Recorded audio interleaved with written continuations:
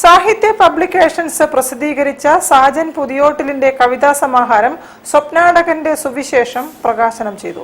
കവി പി.കെ. ഗോപിയിൽ നിന്നും ചലച്ചിത്ര ഗാനരചയിതാവ് കോട്ടക്കൽ കുഞ്ഞുമൊയ്തീൻ പുസ്തകം ഏറ്റുവാങ്ങി. ക്രൈംബ്രാഞ്ച് സബ് ഇൻസ്പെക്ടർ സാജൻ പുതിയോട്ടിലിന്റെ കവിതാ സമാഹാരം സ്വപ്നാടകന്റെ സുവിശേഷം കവി പി.കെ. ഗോപി പ്രകാശനം ചെയ്തു. ചലച്ചിത്ര ഗാനരചയിതാവ് ഡോക്ടർ കോട്ടക്കൽ കുഞ്ഞുമൊയ്തീൻ കുട്ടി പുസ്തകം ഏറ്റുവാങ്ങി.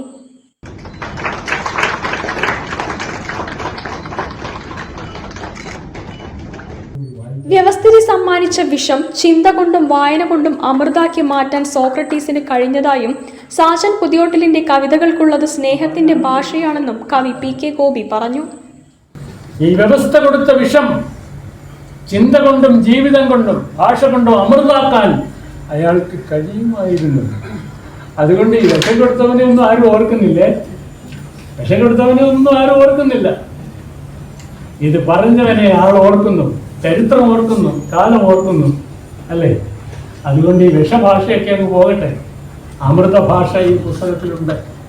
ഈ സാജൻ പുതിയോട്ടിൽ എഴുതിയ അമൃത ഭാഷ, സഹൃദയത്വത്തിൻ്റെ ഭാഷ, വിനയത്തിൻ്റെ ഭാഷ, സ്നേഹത്തിൻ്റെ ഭാഷ, മാനുഷികതയുടെ ഉത്തമമായ ഉദാത്തമായ ഒരു ഭാഷ ആലേഖനം ചെയ്തിരിക്കുന്ന ഈ പുസ്തകത്തിന് എല്ലാ അർത്ഥത്തിലും വിജയമുണ്ടായിട്ട് പ്രാർത്ഥിക്കുന്നു.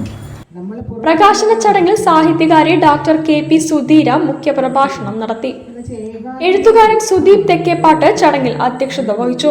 മെന്ററിംഗ് സൈക്കോളജിസ്റ്റ് അനൂപ് അവതാർ പുസ്തകം പരിചയപ്പെടുത്തി. സൈക്കോളജിസ്റ്റ് ലിയോ ജോണി പുൽപ്പള്ളി ആദ്യ വിൽപ്പന നടത്തി.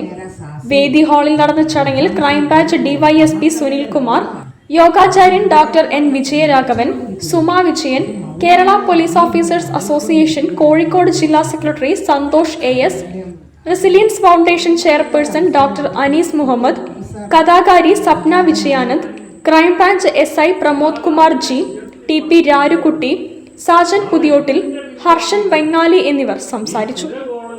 News bureau, Kozhikode. ഒരു ഇടവേള കൂടി. ക്യാൻസറിനെതിരെ പൊരുതാനായി കാലിക്കറ്റ് സിറ്റി സർവീസ് സഹകരണ ബാങ്കും MVR ക്യാൻസർ സെന്ററും സംയുക്തമായി അവതരിപ്പിക്കുന്ന ക്യാൻസർ ചികിത്സാ സഹായ പദ്ധതിയാണ് മാസ് കെയർ.